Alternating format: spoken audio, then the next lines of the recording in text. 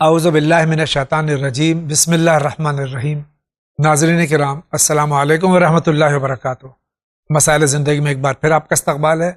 آج ہمارے اسٹوڈیو میں مہمان حجت الاسلام جناب مولانا محمد قیصر صاحب قبلہ، ہم ان کا استقبال کرتے ہیں اور بغیر کسی تاخیر کے آپ کے سوالات جو email, WhatsApp text messages, audio اور ٹیلی فون کے ذریعے موصول ہوتے ہیں، ان کے جوابات انشاءاللہ ابھی ان کی خدمت میں پیش کرتے ہیں، اور آپ سے یہی امید رکھتے ہیں کہ اسی طرح سوالات بھیجتے رہیں، اور آپ کے اس ہر دل عزیز پروگرام میں آپ جو علم حاصل کر رہے ہیں، صرف آپ نہیں ہم سب علم حاصل کر رہے ہیں، اس پر عمل کرنے کی ہم پوری کوشش کریں۔ آئیے ہم سب مل کر آغا کا استقبال کرتے ہیں۔ آغا السلام علیکم ورحمۃ اللہ۔ وعلیکم السلام ورحمۃ اللہ وبرکاتہ۔ انشاءاللہ مزاج بخیر آغا، اللہ کا کرم ہے، شکر پروردگار۔ آگے اجازت ہو تو پروگرام بسم اللہ بلا فاصلہ، تاکہ زیادہ سے زیادہ ہم لوگ سوالات لے لیں۔ انشاءاللہ۔ آئیے دیکھتے ہیں سب سے پہلے سوال کس کا ہے۔ السلام علیکم، میرا سوال یہ تھا کہ مجھے جاننا ہے کہ حضرت یوسف علیہ السلام کے وقت میں ان کی نماز کیسی ہوتی تھی؟ عبادت تو ہر زمانے میں تھی، جب سے حضرت آدم علیہ نبی علیہ الصلوۃ والسلام، بلکہ اس سے نماز پہلے بھی جیسی عبادت کیسی عبادت تھی؟ ہر نبی اور ہر دور میں رہی ہے، جناب آدم علیہ السلام کے وقت سے لے کے جناب خاتم الانبیاء حضرت محمد مصطفیٰ صلی اللہ علیہ وآلہ وسلم، لیکن نماز کی شکل اور عبادت کی شکل الگ الگ رہی ہے۔ جناب آدم کے زمانے میں جناب نوح، جناب ابراہیم، جناب موسیٰ علیہ السلام، جناب جو بھی نبی گزرا ہے، خداوند عالم کی توحید اور اس کی وحدانیت کا کلمہ پڑھتے ہوئے اس کی عبادت اور اطاعت بجا لانا ہر زمانے میں رہا ہے۔ جیسے سجدہ کرنا، سجدے کی کیفیت ہے، رکوع کرنا، خدا کی بارگاہ میں خلوص اور اخلاص کے ساتھ حاضری دینا، تسبیح و تحلیل کرنا، تسبیح و تحلیل، تکبیر کرنا، یہ سب وہ ذکر ہیں کہ جو عبادت اور اطاعت پروردگار میں ہر دور میں رہا ہے۔ اور اسی عنوان سے جناب یوسف علیہ السلام کے زمانے میں بھی کہ عبادت پروردگار کو بجا لاتے تھے، اس شریعت کے اعتبار سے کہ جو ان کے دور میں رہی ہے۔ بہت بہت شکریہ۔ اگلا سوال لیتے ہیں۔ السلام علیکم حضرت، آپ سے میرا سوال یہ ہے کہ اگر رمضان کا روزہ قضا ہو جائے تو ہم کیا کریں؟ اگر جان بوجھ کر قضا ہو جائے تو کیا کریں؟ اگر غلطی سے قضا ہو گیا ہو تو ہم کیا کریں؟ جان بوجھ کر ماہ سیام کا روزہ قضا ہو جائے، غلطی سے قضا ہو جائے، یا عذر شرعی کی وجہ سے؟ عذر شرعی کی بنا پر یہ دیکھیں، اگر کوئی شخص ماہ رمضان کا روزہ جان بوجھ کے عمدن چھوڑ دیتا ہے تو اس کے لیے کفارہ ہے، ایک روزے کے بدلے 60 روزہ اسے رکھنا ہے، یا ایک روزہ قضا کا بھی رکھنا، اور قضا تو کرنا ہی ہے، اور 60 اس کے عوض میں 60 روزہ اس کو رکھنا ہے پے در پے مسلسل، یا پھر اسے 60 مسکینوں کو کھانا کھلانا ہے ایک روزے کے بدلے میں۔ یہ عمدن و جان بوجھ کے جانتے ہوئے چھوڑ دیا کہ اس کے اوپر واجب ہے۔ لیکن اگر عذر شرعی، جیسا کہ آپ نے بھی اضافہ کیا، غلطی یعنی عذر تھا اس کے پاس اور معذور تھا رکھنے سے، یا یہ کہ اس کو علم نہیں اور روزہ ترک ہو گیا ہے، تو عذر کی بنا پر اگر روزہ چھوٹ جاتا ہے تو اس کی کئی کیفیت ہے، الگ الگ ہے۔ بیماری، ایک مرتبہ بیماری کے عالم میں، بیماری کبھی سال بھر ہوتی ہے، کبھی جو ہے وہ درمیان میں ختم ہو جاتی ہے، اس کے لیے موقع ملتا ہے، تو اس میں جو ہے اس کو اگر عذر کی بنا پر روزہ چھوٹ گیا ہے اور سال کے کسی بھی دن اسے موقع ملتا ہے تو اس کو چاہیے کہ اس کی قضا کر لے، اور ایک ہی روزہ اس کو رکھنا ہے، قضا ہو جائے اس کا۔ لیکن اب اس میں اور تفصیلات ہیں کہ ہاں اس کو اگر بیان کریں گے تو وقت زیادہ لگے گا، اس کو بیان کیا جا چکا ہے، یہ تفصیلات آ چکی ہیں، اس لیے جو وہ میں سمجھتا ہوں کافی ہے۔ بہت بہت شکریہ۔ اگلا سوال لیتے ہیں۔ ممبئی سے بول رہی ہوں، میرا سوال یہ ہے کہ جیسے نظر کا کچھ پچھانا ہوتا ہے تو حیض کی حالت میں کیا نظر کا بنا سکتے ہیں؟ دیکھیے جاوید بھائی، اس سلسلے میں اگر میں یہ کہوں تو بجا ہے کہ ہمارے ہندوستان میں احتیاط یعنی تقدس کا احترام اور عزت ہے اور اس کی رعایت کرنی چاہیے، تو میں بھی کہوں گا کہ ہاں جہاں تک ہو سکے احتیاط کرنی چاہیے اور طہارت کے عالم میں ہی اسے جو ہے وہ بنانا چاہیے۔ لیکن مذہب اور شریعت ایک دوسری چیز ہے۔ شریعت ہمیں اجازت دیتی ہے لیکن ہمارا عرف اور ہمارے جو ہے وہ عادت، ہماری عقیدت بہرحال کہتی ہے کہ احتیاط کرنا چاہیے. تو کوئی عیب نہیں ہے، کوئی برا نہیں ہے، احتیاط کرے کہ اسے طہارت پکا سکتے ہیں لیکن احتیاط کریں. احتیاط کرے. بہت بہت شکریہ. آگے بڑھتے ہیں. چرتاول سے ہم بول رہے ہیں. ہم یہ پوچھنا چاہتے ہیں کہ کیا عید کے دن مجلس ہو سکتی ہے؟ یہاں کے مولانا یہ بولتے ہیں کہ اخباری لوگ کو کرتے ہیں مجلس، تو بہت پہلے سے ہوتی ہے یہاں پر مجلس، تو مجلس کروائی یا نہیں کروائی؟ ہمارا سوال یہ ہے. ویسٹرن یو پی میں جی عید کے دن جو ہے نماز کے بعد میں مجلس عزا منعقد ہوتی ہے. دیکھو وہ ایک الگ طریقہ ہے، دوسری چیز ہے. لیکن آج جو یہ نیا فتنہ شروع ہوا ہے، میں وہی کہنا چاہتا ہوں جاوید بھائی کہ دیکھیں یہ ایک الگ چیز ہے کہ ہمارے یہاں رسم ہے اور ہمیشہ سے سنت رہی ہے کہ خوشی کے موقع پر یا عید کے دن مجلس امام حسین علیہ السلام ہوتی یا شادیوں میں ہوتی ہے. ہماری خوشی کا مقام ہے لیکن وہاں بھی اہتمام ہوتا ہے. جی بالکل. تو اگر یہ عنوان ہے تو عید کے دن مجلس ہونے میں کوئی حرج نہیں ہے. ہر حالت میں ذکر امام حسین، تذکرہ امام حسین علیہ السلام بہتر ہے، اچھا ہے. لیکن اگر کسی مقصد اور کسی ضد میں اور کسی سازش کے تحت اگر کوئی کام کیا جا رہا عید کے دن تو وہ ہرگز مناسب نہیں ہے اور اسے شامل نہیں کرنا چاہیے. بہت بہت شکریہ. آگے بڑھتے ہیں. السلام علیکم. میں ملک ہاشم سری نگر کے چینل ون کے تمام ارکان بشمول علماء کرام کا بے حد شکر گزار ہوں جو دن رات فی سبیل اللہ خدا رسول و آل رسول کے احکامات بیان کرتے ہیں. میں ایک متضاد سوال کا جواب معلوم کرنا چاہتا ہوں. ایک حدیث میں امام جعفر صادق فرماتے ہیں جو مومن شب و روز عاشورہ زمین کربلا میں رنج و غم میں گزارے وہ خدا تعالیٰ سے روبرو ملاقات روز محشر میں کرے گا. معصومین کا دوسرا حدیث ہے اللہ تعالیٰ نہ کسی کو دنیا میں نہ آخرت میں نہ برزخ میں ملاقات دے گا. لہذا ان دو حدیثوں کے تضاد کا جواب کیا ہے؟ وسلام. یہ دونوں روایتیں موجود ہیں.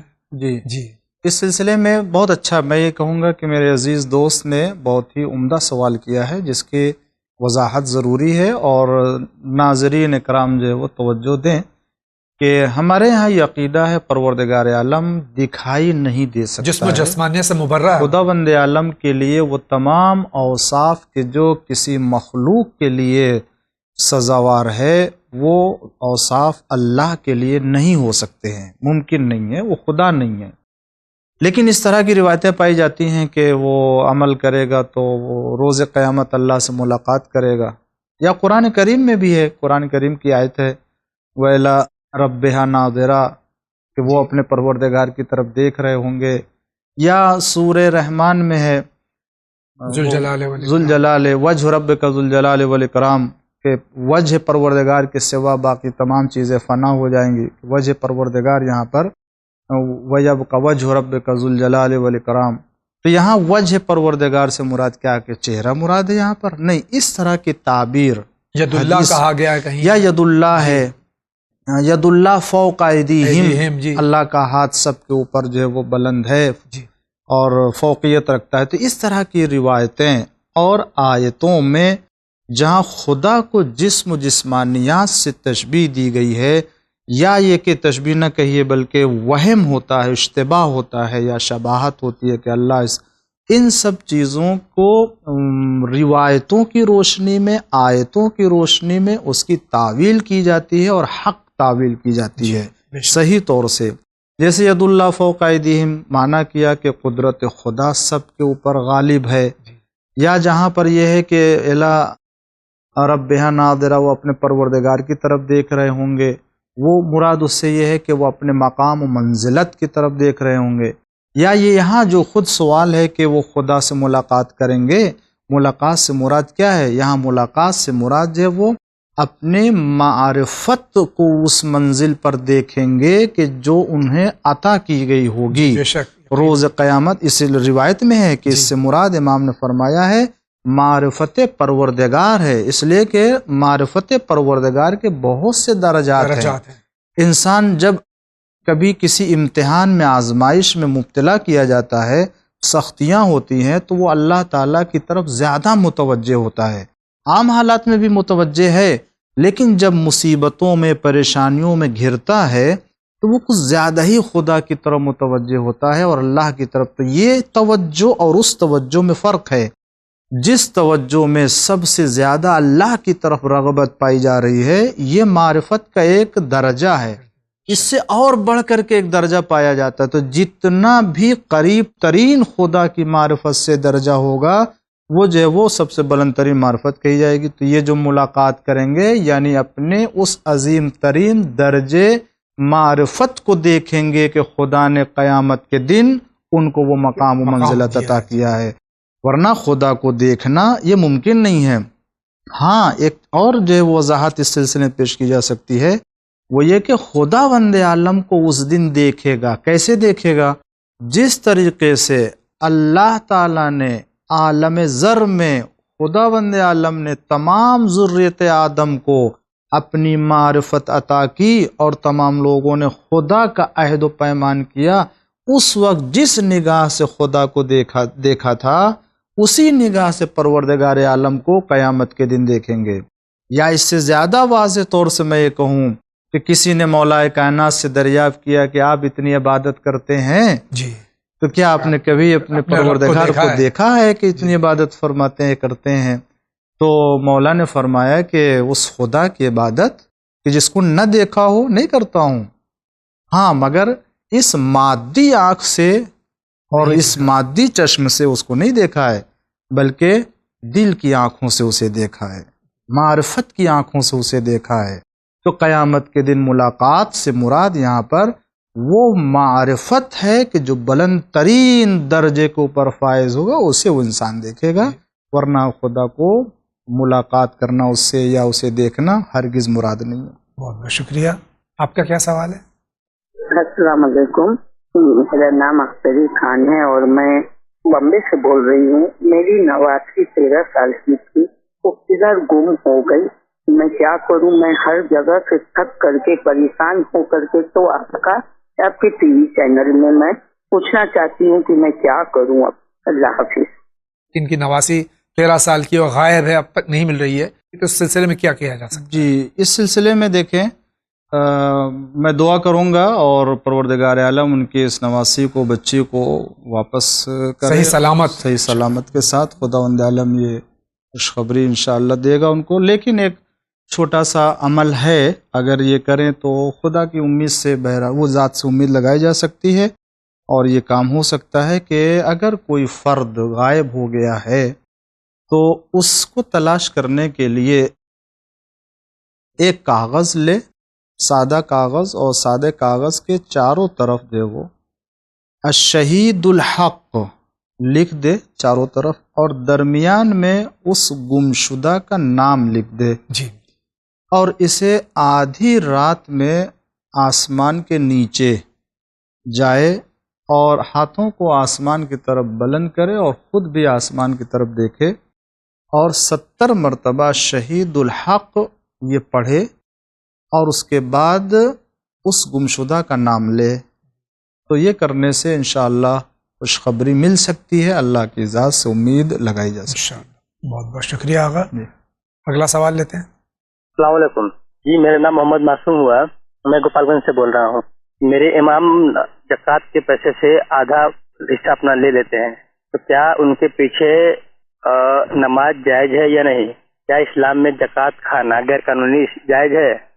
جہاں ان کے بیش امام امامت کر رہے، ہو سکتا ہے ان کو ضرورت دیکھیے شاید اسی لیے جواب بھائی کہ چونکہ لوگ احکام شریعت سے واقفیت نہیں رکھتے ہیں، مستحقین کے بارے میں علم نہیں رکھتے ہیں، جس کی بنا پر یہ اعتراض کرتے ہیں، اور نہیں معلوم کہ خمس اور زکوٰۃ کی رقم جو کہیں لگائی جاتی ہے کہاں لگائی جاتی ہے، ان کو اس کا علم ہونا چاہیے۔ اس سلسلے میں اگر امام جماعت نے وہ رقم لی ہے تو یقیناً وہ اپنے کسی جائز عنوان سے حاصل کر کے اس کو خرچ کیا، اس طرح سے ان کی عدالت نہیں ختم ہوتی ہے، ان کے پیچھے نماز جو ہے وہ پڑھنا جائز ہے، اور اسی طریقے سے وہ امام ہے جس طریقے سے اس کے پہلے تھے۔ تو یہ زکوٰۃ یا خمس کی رقم لے لینے سے جو مستحقین ہیں ان کی عدالت ساقط نہیں ہوتی، جائز امور میں سے ہے، اور یہ ان موارد میں سے ہے کہ جن کا استحقاق توضیح المسائل میں بیان کیا گیا ہے۔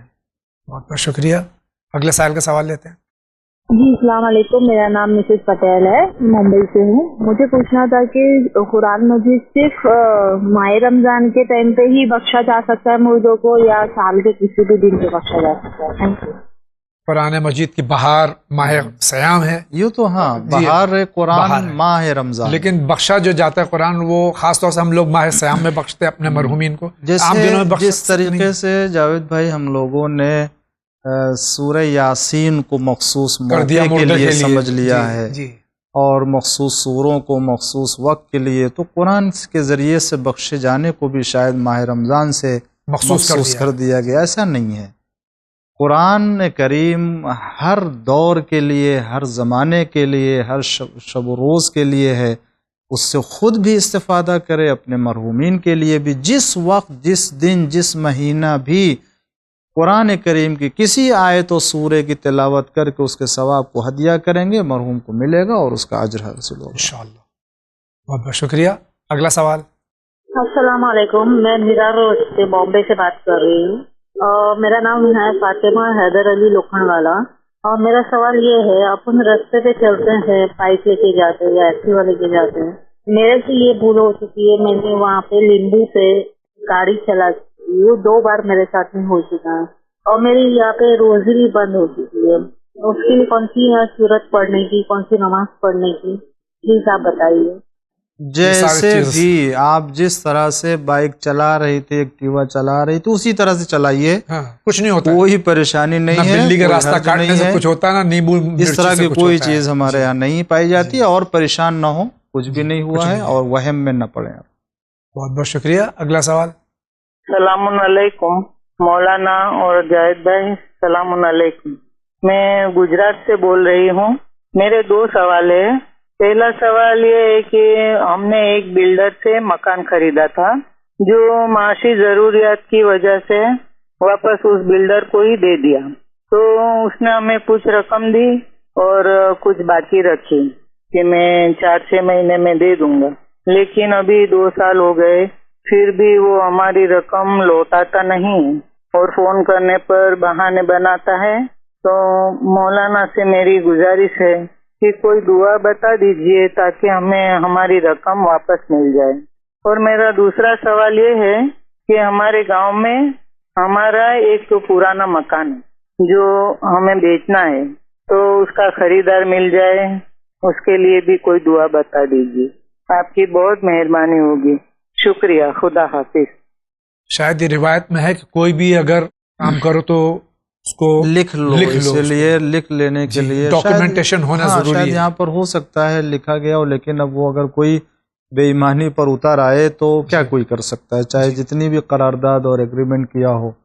اس سلسلے میں 2 نماز ہے، اور دونوں نماز کو پڑھیں، انشاءاللہ آپ کی حاجت پوری ہو جائے گی. 2 رکعت نماز حاجت ہے، اور یہ نماز حاجت جو ادائیگی قرض کے لیے بھی ہے اور قرض کی واپسی کے لیے بھی ہے، اور مفاتیح الجنان میں بھی لکھی ہوئی ہے. 2 رکعت آسان ہے، اس کو ادا کر لیں. اور اسی طریقے سے رفع مشکل کی نیت سے بھی 2 رکعت نماز حاجت پڑھ لیں، انشاءاللہ آپ کی وہ مشکل جو گھر کی ہے وہ بھی دور ہو جائے گی انشاءاللہ. بہت بہت شکریہ. اس سائل کا سوال دیکھتے ہیں کیا. ہاں جی، میرے سے احمد یو پی سے. میں بتانا چاہتا تھا کہ اتنے گمبھیر مدے سے جب دنیا 2 بھاگوں میں بٹ رہی تھی، اور یہ امریکہ کا راشٹری ڈونلڈ ٹرمپ اور یہ کم جون ایک ہو گئے، تو کیا کچھ ایسا نہیں ہو سکتا کہ ہمارے مسلم ہیں طرح طرح کے فرقوں میں، طرح طرح کے ووادوں میں اس قدر ایک دوسرے کو پریشان کرتے ہیں، اس طرح کی چیٹاکسی کرتے ہیں، ایسا کچھ کرتے ہیں، اور آپ لوگ ادھر بیٹھے رہتے ہو، یہاں لوگ مولانا بیٹھے رہتے ہیں، کچھ مل بیٹھ کر کیا اس کا حل نہیں نکال سکتے؟ کیا ہم لوگ اس سے ہم گری میں دیکھا جاتا ہے، اور اس میں اسلام کی اتنی بدنامی اتنی توہین نہیں ہوتی ہے. چینل ون کی خاص طور سے یہ کوشش رہی ہے کہ صرف یہاں سے پیغام انسانیت پہنچائیں، اور ہر طرح سے تفرقہ بازی جو ہو رہی ہے امت میں، ملت اسلامیہ میں، اس کو دور کیا جائے. ہماری تو پوری کوشش یہی ہے، اور آپ بخوبی واقف ہیں کہ ہمیں جو لیٹرز آتے ہیں، ٹیلی فونز آتے ہیں، ای میلز آتے ہیں، واٹس ایپ کے ذریعے جو پیغامات آتے ہیں، اس میں اس کو سراہا بھی جا رہا ہے کہ ہم پوری کوشش کرتے ہیں کہ امت میں اتحاد اور اتفاق رہے. لیکن اس کے باوجود بھی آگا کچھ شر پسند عناصر ہیں جو قوم میں انتشار ہر زمانے میں اور ہر دور میں رہا ہے یہ کہ کچھ لوگ ہیں کہ جو حالات کو بگاڑ کر کے مسلمانوں کے حق میں جو ہے وہ ایک سازش رچتے ہیں، اور یہ خود مسلمانوں کے درمیان سے بھی ہوتا ہے اور مسلمانوں کے باہر سے بھی، اسلام کے باہر سے بھی یہ سازش رچی جاتی ہے۔ ہم کو ان سے درس لینے کی ضرورت نہیں ہے، ہم مسلمان اور اسلام کی تعلیمات پر عمل کرنے والے ہیں۔ اسلام نے مسلمانوں ہی کو نہیں بلکہ انسانیت کو متحد کرنے اور اسے وحدت کی راہ دکھائی ہے۔ تمام انسانوں کو ایک پلیٹ فارم پہ آنا چاہیے، ورنہ یہ عقیدہ توحید ہمارے یہاں کا خود یہ میسیج ہے، پیغام ہے کہ ساری انسانیت ایک پلیٹ فارم کے اوپر آئے۔ لہٰذا نہ صرف یہ کہ مسلمان بلکہ ساری دنیا کو ایک ہونا چاہیے تاکہ ساری دنیا کے مشکلات اور مسائل حل ہو جائیں۔ اور میں امید رکھتا ہوں کہ پروردگار عالم کے کرم سے، عنایت سے، ظہور امام مہدی عجل اللہ تعالی فرجہ الشریف کے ذریعے سے وہ دن بہت جلد آنے والا ہے کہ جس وقت ساری دنیا، ساری قومیں، سارے مذاہب، سارے قائد اور سارے لیڈر ایک پلیٹ فارم پر آئیں گے اور ایک اسلام کے ماننے والے کہلائیں گے انشاءاللہ۔ بہت بہت شکریہ۔ اگلا سوال۔ میں حضرت رضیہ بیگم بول رہی ہوں۔ میں جاوید بھائی اور مولانا سے یہ پوچھنا چاہتی ہوں، جو ان کا پیسہ جو ہوتا ہے اس کو ابھی آپ نے مولانا نے بتایا کہ یہ وکیلوں کے پاس تو ان کا پیسہ چلا جائے یا ان کے یہاں پر تو کوئی آگرہ میں ایسا نہیں ہے اور ہمیں پیسہ بھیجنے میں یہ پریشانی ہوتی ہے، کس کو دیں کس کو نہ دیں۔ تو آپ سے گزارش یہ ہے کہ جو وہ وکیل ان کے ہیں ان کا پتہ یا کانٹیکٹ نمبر وغیرہ مل جائے تو تاکہ ہم ان کا پیسہ ان کو آسانی سے بھیج سکیں۔ ڈاک کے ذریعے یا کسی اور وجہ سے ہم بھیجتے ہیں تو یہ لگا رہتا ہے کہ پتہ نہیں پیسہ پہنچے یا نہ پہنچے، کہاں چلا جائے، ہم عورت رات کس طرح پیسہ بھیجیں۔ اور رہا سوال پیسوں کا، اب غیر سادات بھی زیادہ تر پیسہ مانگتے ہیں اور سادات میں جو ہے اچھے خاصے ہیں، اب ان پیسوں کا کیا کریں؟ ہم تو یہی سوچتے کافی دن پیسہ رکھا رہ جاتا ہے، پچھلے سال کا دے دیا، اب اس سال آپ گزارش ہے کہ ان کا پیسہ ہمارا صحیح طریقے سے پہنچوائیں۔ خمس اور سہم سادات اور سہم امام کے خرچ وکیل، دیکھیں آپ کو معلومات بھی رکھنی چاہیے اور اس رقم کو اس تک پہنچانا چاہیے، آپ کی بھی ذمہ داری ہے کہ کون ہے کہ جس تک پہنچا سکتے ہیں، اور یہ آپ دیکھیں کہ کس کے پاس اس رقم کے خرچ کرنے کی اجازت ہے۔ ایسا نہیں ہے کہ وکیل ہی صرف ہے، وکیل نے بھی اجازت دے رکھی ہے بہت سے لوگوں کو، آپ وہ ان کے پاس اگر وہ اجازت ہے تو وہ رقم آپ ان کے پاس بھیج سکتی ہیں، ورنہ آپ جو ہے وہ خود ڈائریکٹ وکیل سے رابطہ کریں اور ان سے بات کریں، وہ رقم ان تک پہنچائیں، یا وہ جہاں کہیں خرچ کرنے کے لیے خرچ کریں، آپ کی ضرورت ہے آپ کے یہاں اگر کوئی، یا خود ون چینل کے اوپر بھی جو ہے وہ یہ اعلان اور یہ برابر جو ہے وہ تاکید کی جاتی ہے اور یہ خبر بھی دی جاتی ہے کہ اکاؤنٹ نمبر دیا جاتا ہے، اکاؤنٹ نمبر دیا جاتا ہے، پٹی آتی ہے، اس کو اوپر جو ہے وہ لکھا ہوتا ہے باقاعدہ طور سے، اجازہ نامہ بھی دکھایا جاتا ہے، تو وہ بھی مستحق اور وہ بھی گویا مجاز ہے خرچ کرنے کے لیے، تو آپ ان کے اکاؤنٹ میں بھی ڈال سکتے ہیں۔ اور جو مختلف لوگ، جہاں تک رہ گئے سادات کا، تو آپ دیکھیں جو ضرورت مند ہے، حاجت مند ہے اور کوئی اس کا سہارا نہیں ہے تو آپ اس کو دے سکتے ہیں، اور وہ سادات کا حق ہے۔ بہت بہت شکریہ، آگے بڑھتے ہیں۔ السلام علیکم ورحمۃ اللہ وبرکاتہ۔ میں خلیل احمد حسن کرناٹک سے ہوں۔ میرا سوال تھا کہ جو تفسیر اور قرآن جو جمع کیا ہے مولا علی مشکل علیہ السلام، وہ آج قرآن ہے یا امام مہدی علیہ السلام کے دور میں وہ قرآن لایا جائے گا؟ آج ہے تو کس کے پاس ہے وہ بتائیے، شکریہ۔ جو قرآن آج مسلمانوں کے درمیان رائج ہے، یہی تمام مسلمانوں کا، خاص سنی ہوں یا شیعہ ہوں، کوئی بھی، یہی قرآن ہے جس کی تلاوت کرتے ہیں۔ اس پر عقیدہ ہے کہ یہی قرآن جس کو اللہ نے جبریل کے ذریعے اپنے حبیب کے اوپر نازل فرمایا ہے۔ رہ گیا مسئلہ کہ جسے مولا کائنات امیر المومنین علی ابن ابی طالب علیہ السلام نے جمع فرمایا تھا، اور یقیناً جمع فرمایا تھا، اس کو تعویل و تنزیل کے اعتبار سے اور شان نزول کے اعتبار سے ترتیب تھی کہ جس کے بارے میں کہاں نازل ہوئی اور کس وقت نازل ہوئی، کس کے بارے میں نازل ہوئی، یہ سارے جو ہے وہ تفصیل کے ساتھ امام نے جمع کیا تھا، اور اس کو لے کے گئے بھی، مگر جو برسر اقتدار تھے ان لوگوں نے کہا نہیں مجھے آپ کے قرآن کی ضرورت نہیں ہے۔ تب امام علیہ السلام نے اسے رکھ لیا اور فرمایا کہ جب میرا بیٹا فرزند آخری بیٹا امام مہدی اجل اللہ تعالیٰ فرجہ الشریف ظاہر ہوگا تو اس قرآن کو اب ظاہر کرے گا، لیکن یہ وہی قرآن ہے جو آج ہمارے درمیان میں رائج ہے، تو وہ قرآن کے جسے جمع کیا تھا آج کسی کے پاس نہیں ہے، اور نہ وہ کوئی کہہ سکتا ہے کہ یہ وہ نہ کوئی الگ قرآن ہے، نہ کوئی الگ قرآن، وہی قرآن ہے۔ ہاں امام زمانہ علیہ السلام آئیں گے تو اسی قرآن کو اس ترتیب کے اعتبار سے ظاہر کریں گے جس کو مولا نے جمع کیا تھا۔ بہت بہت شکریہ۔ اگلا سوال۔ السلام علیکم جاوید بھائی، السلام علیکم مولانا صاحب، السلام علیکم۔ میرا سوال یہ ہے کہ فطرے کے بارے میں یہ پوچھنا تھا کہ جیسے فطرہ رکھا ایک دن، اگر 2 دن کے بعد دیں تو اس کی نیت کیا کرے گا؟ السلام علیکم۔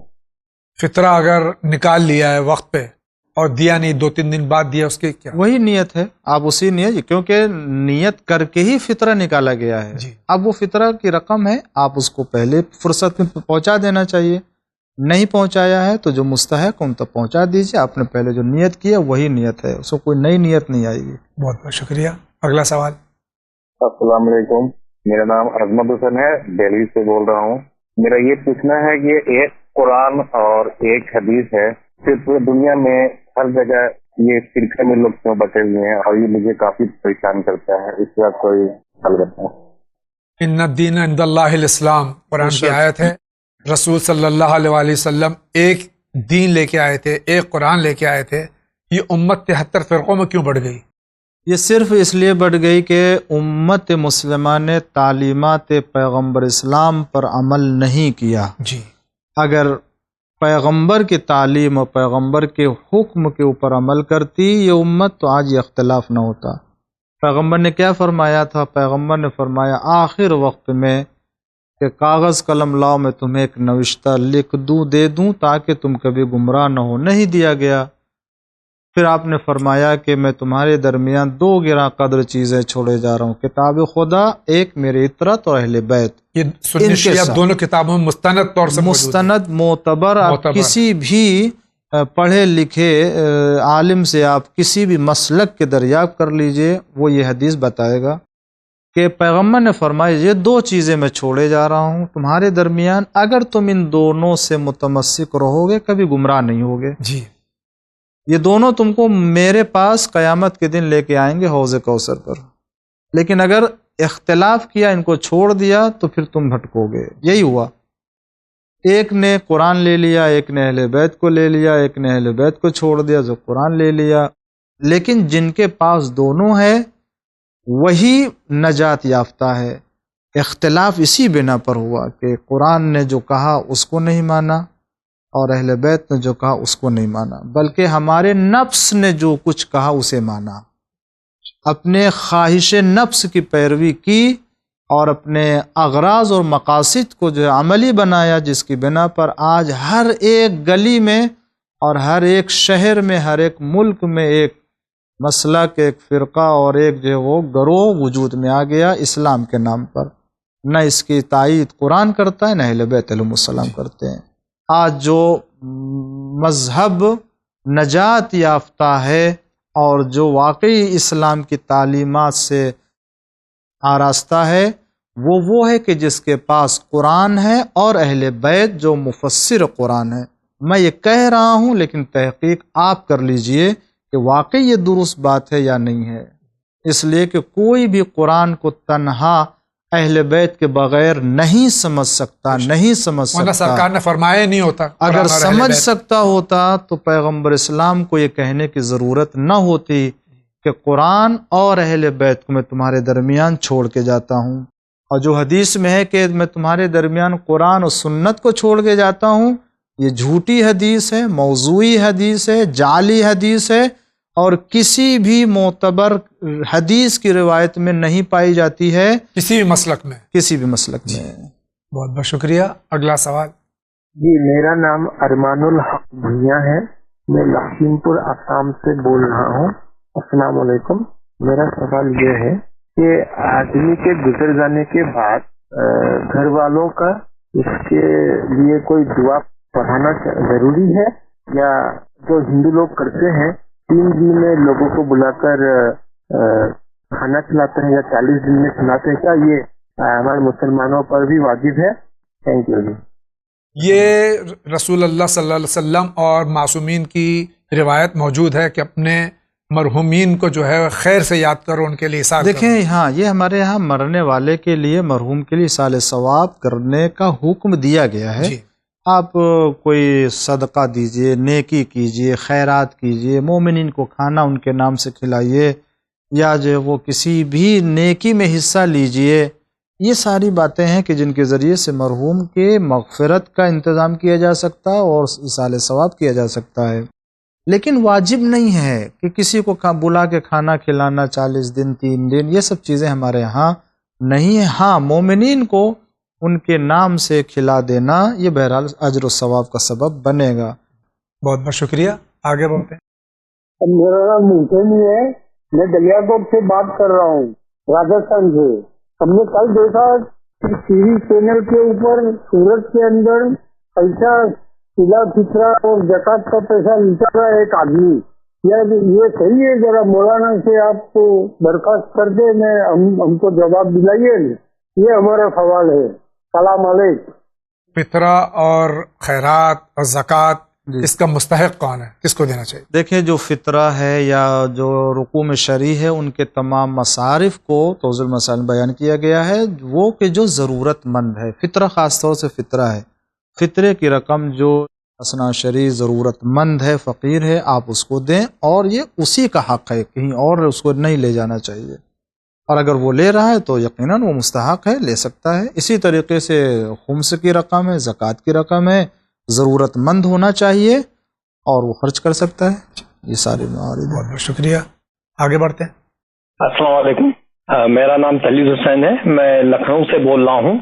और मेरा सवाल ये है भैया कि जो हम लोगों में खुदा हाफिज कहते हैं और अहले सुन्नत में ज्यादातर अल्लाह हाफिज कहते हैं, तो एक चीज ये हम जानना चाहते हैं कि जब हम ईमान लाए कलमा पढ़ा तो सबसे पहले ला इलाहा इल्लल्लाह, अल्लाह का नाम उसमें लेते हैं। शुरुआत हमारे इस्लाम में दाखिल होने की अल्लाह के नाम से। उसके बाद फिर हम नमाज में हर जगह अल्लाह का नाम लेते हैं, कहीं पे खुदा का लफ्ज नहीं आया। उसके बाद जो अल्लाह के 99 नेम्स हैं उसमें भी खुदा का लफ्ज नहीं आया। तो फिर जब हर जगह अल्लाह की फजीलत है तो हम जब किसी को रुखसत करते हैं तो अल्लाह हाफिज न कह के खुदा हाफिज ही हमेशा क्यों कहते हैं? क्या अल्लाह के नाम से बेहतर खुदा का लफ्ज है? इसके बारे में जरा सा बताएं। बहुत बहुत शुक्रिया। हमारा मजहब अल्फाज की पेचीदगियों में नहीं है जी, और न ही कभी इस्लाम अल्फाज के दायरे में रहा है, बल्कि उसकी फिक्र और सोच जो है वो कहीं ज़्यादा बुलंद है। वरना फिर आप ये अरबी की अगर बात करते हैं तो मेरा एक सवाल है, कुरान अरबी में आया है जी, और कुरान का चैलेंज ये है कि अगर कोई कुरान की सूरा आयत का जवाब लेकर के आए जी तो मैं देखूं। सब मिल करके भी दुनिया वाले अगर जवाब लाना चाहें तो भी नहीं ला सकते। जिन और इंस मिल करके जवाब लाना चाहें तो नहीं ला सकते। सवाल ये है, कुरान तो अरबी में है, किसी अंग्रेज़ से और किसी फारसीदा से और किसी कन्नड़ के बोलने वाले से कहा जाए कि आप कुरान का जवाब लाइए, तो क्या मुनासिब है? बेशक नहीं है। इसका क्या मतलब हो? इसका मतलब है कि ज़बान अरबी या कलमे अरबी यहाँ पर मुराद नहीं है, बल्कि वो हक़ाइक़, वो मारिफ जो इस्लाम ने कुरान के शक्ल में पेश किया है, जो तहजीब, जो कल्चर इस्लाम ने दिया है, ये कल्चर तुम लेकर के आओ, ये तहजीब लेकर के आओ, ये मारिफ लेकर के आओ, ये हक़ाइक़ लेकर के आओ जो कुरान ने बयान किया है। ये दुनिया लाने से आजिज़ है, ये चैलेंज है। इस्लाम इसे कहते हैं। अल्फाज के दायरे में या अल्फाज के मानी में हम जो है वो बहस गुफ्तगू में पड़े रहें, ये बहुत ही सतही निगाह है। कहाँ मना किया गया है कि गॉड कहना हराम है या बुरा है जी। आप अपनी ज़बान में अल्लाह को कहते हैं अल्लाह, और हम अपनी ज़बान में अल्लाह को याद करते हैं। क्या वो याद करना नहीं कहा जाएगा खुदावंद आलम को? या دوسرے نام بھی جو پائے جاتے ہیں اس نام سے بھی اگر اللہ کو پکارتے ہیں یا کہتے ہیں آپس میں تو کیا وہ برا ہے؟ نہیں، یہ الفاظ کی حد تک تو کہہ سکتے ہیں، ہاں یہ کہہ سکتے ہیں اللہ کا کلمہ لفظ جلالہ ہے، موقوفہ ہے، قرآن میں آیا ہے، وہ اس کی شرافت ہے، یقیناً شرافت ہے۔ لیکن اگر کوئی خدا حافظ کہتا ہے تو کس حدیث یا کس روایت یا کون سی آیت کے ذریعے سے اسے آپ ناجائز اور اس کے اوپر پابندی لگانا چاہیں گے؟ یہ اسلام کی نگاہ اور اتنی محدود نہیں ہے، لہٰذا مسلمانوں کو بھی اپنی نگاہ کو اور اپنے فکر کو اتنی کوتاہ نہیں رکھنی چاہیے۔ بہت بہت شکریہ۔ اگلا سوال۔ السلام علیکم، میں ممراز سے بول رہی ہوں اور مجھے آپ کا چینل بہت بہترین لگتا ہے کیونکہ آپ کے چینل میں جب بھی سوالات ہوتے ہیں اس کے جواب بہت بہترین بتائے جاتے ہیں۔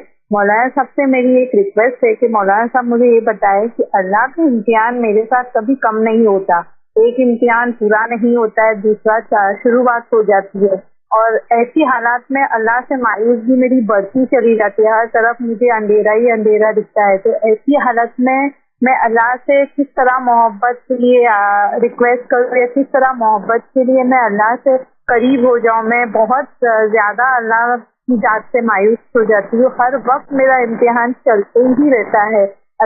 میں سمجھتی ہوں کہ اللہ مجھے بہت زیادہ قریب رکھے ہوئے ہے، لیکن زیادہ امتحان تو انسان کو توڑ دیتا ہے۔ تو مولانا صاحب اب مجھے بتائیے کہ میں اللہ سے محبت کس طرح بہترین کروں کہ اللہ میں سے راضی ہو جائے۔ خدا حافظ۔ جو اللہ کا ولی ہوتا ہے اور ولی کا ولی ہوتا ہے اور زیادہ ولی ہوتا ہے اس کا زیادہ امتحان ہوتا ہے۔ جی، پیغمبر اسلام صلی اللہ علیہ وآلہ وسلم نے فرمایا کہ جتنی مجھے اذیت دی گئی ہے اتنی اذیت مجھ سے پہلے کسی نبی کو نہیں دی گئی ہے۔ کون نبی کہہ رہا ہے؟ سید الانبیاء ہے، سردار انبیاء ہے، تمام مخلوقات میں سب تمام سے اول مخلوق ہے، خداوند عالم نے نور سے پیدا کیا، اول مخلوق ہے خداوند عالم کی۔ مگر وہ پیغمبر کہتا ہے جتنی مجھے اذیت دی گئی ہے اس کے پہلے کسی نبی کو اذیت نہیں دی گئی۔ کیوں ایسا ہے؟ اس کو تو اور راحت و سکون کے عالم میں ہونا چاہیے کہ اللہ کی یہ سب سے پہلی مخلوق ہے، مگر مسئلہ یہ نہیں ہے۔ مسئلہ یہ ہے کہ جو جتنا خدا سے قریب ہوگا اور جتنا نزدیک ہوگا اللہ اتنا ہی اسے امتحان میں اور بلاؤں میں آزمائے گا، اور یہ خود اس کے فائدے کے لیے ہے، خداوند عالم کے لیے نہیں ہے کہ پروردگار عالم چاہتا ہے اپنے اس محبوب کے درجے کو اور مقام کو بلند کرے۔ بس دعا کریں خداوند عالم سے کہ ہر امتحان میں اور ہر آزمائش میں پروردگار عالم صبر کا دامن ہاتھ سے چھوٹنے نہ پائے۔ اللہ تعالیٰ کی توفیق شامل حال رہے کہ اس کے امتحان میں کامیاب ہو، کبھی شکوہ نہ ہونے پائے، کبھی خداوند عالم کی نعمت کی ناشکری نہ ہو جائے۔ یہ بھی ایک نعمت ہے اللہ کی کہ وہ اپنے امتحان میں آپ کو آزمانا چاہتا ہے، لہٰذا کسی سے بھی اس کا شکوہ نہ کریں سوائے اور مایوسی نہ ہو۔ دنیا میں کتنے دن کی عمر ہے، خداوند عالم آزمانا چاہتا ہے، بس صبر کریں، کبھی مایوس نہ ہو، اللہ تعالیٰ قوت دے گا اور اللہ تعالیٰ ہی سے اس مصیبت کا حل تلاش کرے، کسی اور سے نہ کہیں۔ شکریہ، آگے بڑھتے ہیں۔ السلام علیکم مولانا صاحب، میں حیدرآباد سے بات کر رہا ہوں۔ اس سے پہلے بھی میں نے کئی سوالات کیے، اس کا جواب نہیں ملے، لیکن آپ سے سوال یہ ہے کہ سزائے عمری جو رمضان میں شب قدر میں شب برات شب معراج پڑھی جاتی ہے، اس میں جو ہے تو 3 دن کی سزائے ملتے، 6 دن کی پڑھائی جاتی ہے، تو تمام مومنین کے لیے مرحومین کے لیے پڑھ سکتے ہیں یا نہیں؟ شکریہ۔ میری نماز قضا ہو جی اور میں ایک ہی نماز پڑھ رہا ہوں تو اپنے لیے پڑھ رہا ہوں، تو کیا اس میں سب کو شامل کر سکتا مرحومین کو؟ نہیں، دیکھیں یہ پہلے سے مشخص ہونا چاہیے کہ ہم جو نماز پڑھ رہے ہیں کس کی پڑھ رہے ہیں اور کون سی نماز پڑھ رہے ہیں۔ یہ واجب نماز ہے جس کو ادا کر رہے ہیں، اور واجب ایک فرد کی ہے، اس کے لیے ہے تو وہ ادا کرے گا، لہٰذا تمام مومنین کی طرف سے مطلب کون سے ایک وقت میں ظہر کی 4 رکعت پڑھیں گے تو ایک ہی مومن کی طرف سے پڑھی جا سکتی ہے، مرحوم کی طرف، وہ بھی مرحوم زندہ نہیں، جو مرحوم ہو چکا وہ ایک ہی کی طرف سے ہو سکتی ہے، 2 کی طرف سے نہیں تو تمام مومنین نہیں آ سکتے ہیں۔ لہٰذا جو قضائے عمری پڑھی جاتی ہے وہ اس میں صرف ایک فرد کی نیت ہو سکتی، یا اپنی ہوگی وہ دوسرے کی نہیں ہوگی، دوسرے کی ہوگی تو اپنی نہیں ہوگی، وہ دوسرا بھی ایک ہی فرد ہوگا، تمام مومنین کی طرح مستحب نماز ہے تو شاید ثواب پہنچانے کی غرض سے آپ تمام مومنین کو پہنچا دیں، وہ ایک دوسری چیز ہے۔ بہت بہت شکریہ۔ اگلا سائل کا سوال۔ السلام علیکم، میرا نام شہز علی ہے اور میں یو پی ڈسٹرکٹ بلند شہر سے بات کر رہا ہوں، اور میرا سوال قبلہ سے یہ ہے کہ جنت البقیع جو ہے اس کو شہید کس نے کیا تھا، ان کے نام بتائیں ذرا، کچھ پرابلم کریٹ ہو رہی ہے اس نام کے اوپر۔ السلام علیکم۔ جس نے بھی اس کو منہدم کیا ہے، اس سلسلے میں تاریخ ہے اور یہ تاریخ کوئی جھٹلا نہیں سکتا ہے، اور یہ خود پورا مذہب جس کی طرف منسوب ہے وہ ہے محمد بن عبد الوہاب۔ محمد بن عبد الوہاب یہ وہ فرد ہے کہ جس نے فتویٰ صادر کیا کہ تمام مزارات مقدسہ شرک کی علامت ہے، کفر کی علامت ہے، اسے منہدم و شہید کر دینا چاہیے۔ لہٰذا محمد بن عبد الوہاب کے فتوے کے مطابق کہ خود اس نے حکومت سے سازش کی تھی کہ شریعت میرے حکم سے چلے گی، اقتدار تمہارا ہوگا، تو حکومت نے محمد بن عبد الوہاب کے فتوے کے مطابق جنت البقیع نہیں بلکہ جنت المعلی، دیگر تمام مکہ و مدینے میں جتنے بھی آثار تھے اصحاب کے اور مقدسات کے، ازواج کے، انبیاء کے، ان تمام مزارات کو منہدم کر دیا۔ اور آج اس عالم میں ہے کہ مسلمان کا دل تڑپ رہا ہے، اور وہ جب جاتا ہے مدینہ اور مکہ میں دیکھتا ہے جب ان مقامات کو، تو خون کے آنسو روتا ہے کہ یہ کتنے مقدس صحابی تھے کہ جن کی قبر پر خود جناب سید الشہداء جناب حمزہ علیہ السلام کے قبر پر خود رسول اللہ آتے تھے، جنت البقیع پیغمبر اسلام آتے تھے اور ان کو سلام کرتے تھے، مگر اس کو بھی سب نے منہدم کر دیا۔ تو اس کے حکم سے، محمد بن عبد الوہاب کے حکم سے، فتوے سے آل سعود نے اسے منہدم کیا اور شہید کیا ہے۔ آئیے اسی کے ساتھ آگے بڑھ۔ السلام علیکم جاوید انکل، السلام علیکم مولانا صاحب، میرا نام نذیر فاطمہ، میں بنگلور سے بول رہی ہوں۔ میرا سوال یہ ہے کہ 12ویں امام کی عمر کتنے سال کی تھی جب وہ پردے غیب میں گئے تھے؟ ابھی ان کی عمر کتنے سال کی ہو رہی ہے؟ کتنے سال کی عمر میں وہ پردے غیب سے باہر آئیں گے؟ میں ایک اور سوال کی تھی لیکن اس کا جواب ابھی تک نہیں آیا۔ پلیز جاوید انکل مجھے ٹائم بتا دیجیے، کتنے بجے کال کروں کہ میرا سوال آپ تک پہنچے؟ شکریہ، میرا سوال تفصیل سے دیجیے گا۔ خدا حافظ۔ جس وقت بھی آپ کال کریں گی 24/7، جس وقت بھی، کیونکہ یہ ریکارڈڈ پروگرام ہے، آپ کا سوال درج ہو جائے گا، میں اس کی تحقیق ضرور کروں گا کہ آپ کا سوال اب تک کیوں نہیں آیا۔ جو آپ کا تیسرا سوال ہے کہ امام کا ظہور کس عمر میں ہوگا، اس کا جواب خود امام کے بھی علم میں نہیں ہے، سوائے اللہ کے کسی کے علم میں نہیں ہے۔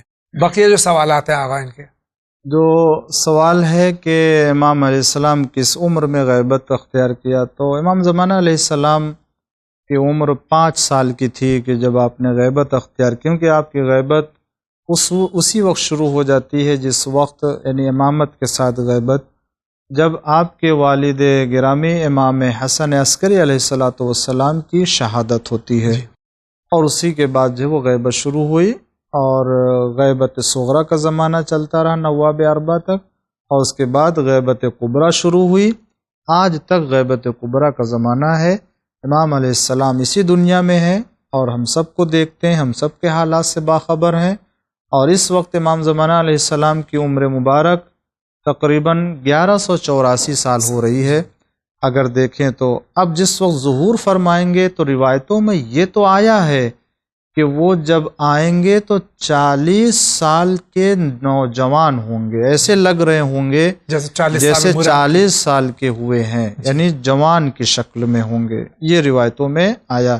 لیکن ان کی عمر کتنی ہوگی یہ نہیں بتا سکتے، اس لیے کہ کسی کو یہ نہیں پتا ہے کہ کب آئیں گے۔ حکم خدا جب ہوگا تو آئیں گے، اس وقت اللہ تعالیٰ وہ جو بھی عمر دی ہوگی وہ ہوگی۔ بہت بہت شکریہ۔ اگلا سوال۔ میں ممتا امرت نگر سے بول رہی ہوں، میرا نام خدیجہ پٹھان ہے اور میں جہاں کام کرتی ہوں وہاں تحریف ہے، کیا میں تحریف پر نماز پڑھ سکتی ہوں؟ آسمان سے فرشت نہیں ہے، صرف آسمان ہے، کیا میری نماز قبول ہوگی؟ या नहीं, मुझे बड़ी मेहरबानी होगी अगर इसका जवाब आप दे देंगे तो। अस्सलाम वालेकुम, खुदा हाफिज़। खातून चाहे खुले आसमान में नमाज पढ़े या बंद कमरे में नमाज पढ़े, अकेली हो नमाज पढ़े, सर से पैर तक उसको हिजाब में रहना वाजिब है। खुली छत में नमाज हो जाएगी? खुली छत पे नमाज हो जाएगी और बंद छत में भी नमाज हो जाएगी, कमरे में भी, हर जगह होगी, लेकिन शर्त वही है कि पूरे हिजाब के साथ जो नमाज के आलम में उसे होना चाहिए। और रह गया सजदे का, तो उसके लिए उन तमाम चीज़ों के ऊपर कि जो खाई नहीं जाती है, पहनी नहीं जाती है, उनके ऊपर उसे सजदा करना चाहिए। और कहीं पर भी जहाँ नमाज पढ़ी जा सकती है पाक जगह पर, उन जगहों पर नमाज हो जाएगी, मगर ये कि वही हिजाब के साथ होना चाहिए। नाज़रीन किराम, इसी के साथ जा रहे हैं बहुत ही मुख्तसर से ब्रेक पे। आप कहीं नहीं जाइए, अभी हाजिर होते हैं।